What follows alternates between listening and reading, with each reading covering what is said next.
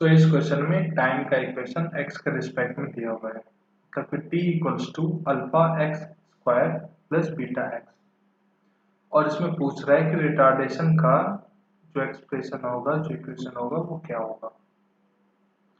ठीक है, तो हम लोग सबसे पहले इस इक्वेशन को यहाँ पे लिख लेते हैं, t equals to alpha x square plus beta x. और अगर बात हम लोग डिफ्रेंशिएशन की करें तो हमें पता है कि dx by dt equals to velocity and dv by dt equals to acceleration, और एक्सेलरेशन को हम लोग लिख सकते हैं d square x by dt square, मतलब कि x का जो एक्सप्रेशन होगा उसको हम लोग डबल डिफरेंशिएशन करेंगे तो हमें एक्सेलरेशन मिल जाएगा। ओके, तो अब हम लोग क्या करेंगे कि इस इक्वेशन को डिफरेंशिएट करेंगे विथ रिस्पेक्ट टू टाइम।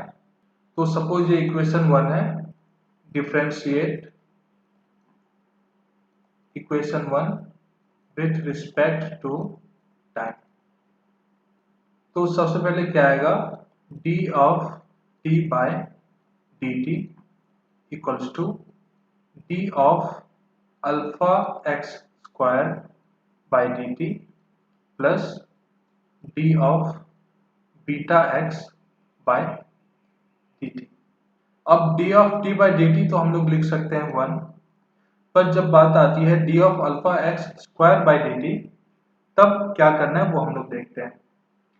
तो सबसे पहले हमें तो पता है कि x is dependent on time, और फिर यहाँ पर हम लोग जब डिफरेंशिएट कर रहे हैं विथ रिस्पेक्ट टू t, तो ये एक्सप्रेशन t के टर्म में नहीं है। चूंकि ये एक्सप्रेशन t के टर्म में नहीं है, अल्फा एक्स स्क्वायर ये t के टर्म में नहीं है, तो हम लोग को यहाँ पर चेन रूल अप्लाई करना पड़ेगा। तो आप, आई होप आपको चेन रूल क्या होता है वो पता होगा, अगर नहीं पता है तो आप प्लीज बुक में पढ़ सकते हैं। तो इसको डिफरेंशिएट करने के बाद क्या आएगा उसको देखते हैं। तो इसको हम लोग लिख देंगे 2 alpha x into d x by d t. ये कैसे आया, ये इसके लिए हम लोग को चेन रूल ऑफ डिफरेंशिएशन पढ़ना पड़ेगा। प्लस इस केस में क्या हो जाएगा, beta into d x by d t. और चूंकि हमें पता है कि dx by d t equals to v, तो हम लोग लिख सकते हैं कि 1 equals to 2 alpha x into v plus beta into v. तो अगर हमें एक्सप्रेशन लिखना हो v के लिए तो v equals to 1 by alpha x, sorry 2 alpha x plus beta. अब हम लोग दोबारा इस इक्वेशन को डिफरेंशिएट करेंगे क्योंकि हमें रिटार्डेशन चाहिए। तो रिटार्डेशन के लिए हमें वेलोसिटी के इक्वेशन को फिर से डिफरेंशिएट करना पड़ेगा टाइम के रिस्पेक्ट में। तो हम लोग यहाँ पर लिख सकते हैं कि differentiating equation 2 with respect to time.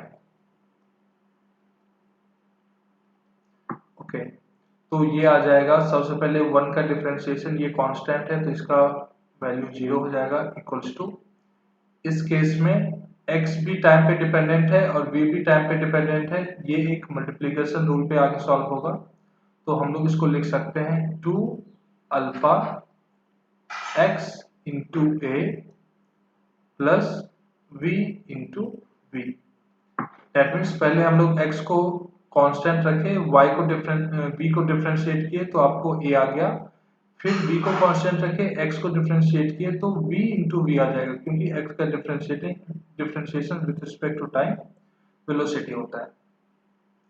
तो यहाँ पर ये आ गया, तो हम लोग इसको लिख सकते हैं प्लस हम लोग को बीटा इंटू वी को भी डिफरेंशिएट करना पड़ेगा, बीटा इंटू ए। तो आगे आ जाएगा 0 equals to 2 alpha x into a plus 2 alpha v square plus beta into a. तो अब हम लोग 2 अल्फा वी स्क्वायर को एक तरफ रख सकते हैं और इस दो पार्ट को एक तरफ रख सकते हैं। तो आइए देखते हैं, इसको हम लोग लिख सकते हैं कि 2 alpha x plus beta into a equals to minus of 2 alpha b square. Okay, इसको इधर लेके चले जाएंगे तो ये माइनस हो जाएगा। अब ए को इसी तरफ रखते हैं और इसको राइट हैंड साइड पे ले आते हैं, तो a equals to minus 2 alpha b square divided by 2 alpha x plus beta. तो हम लोग इसको लिख सकते हैं, ये 1 by 2 alpha x plus beta है और 1 by 2 alpha x plus beta b के बराबर होता है, तो हम लोग इसको लिख सकते हैं a equals to minus 2 alpha b square into b equals to minus 2 alpha b cube. तो ये हमारा एक्सेलरेशन हो जाएगा। ये नेगेटिव साइन शो करता है कि ये रिटार्डेशन है, तो अगर हम लोग रिटार्डेशन की बात करेंगे तो इस नेगेटिव साइन को हटा देंगे, तो वो retardation will be equal to 2 alpha b square. तो ये ऑप्शन ए इसका करेक्ट आंसर होगा।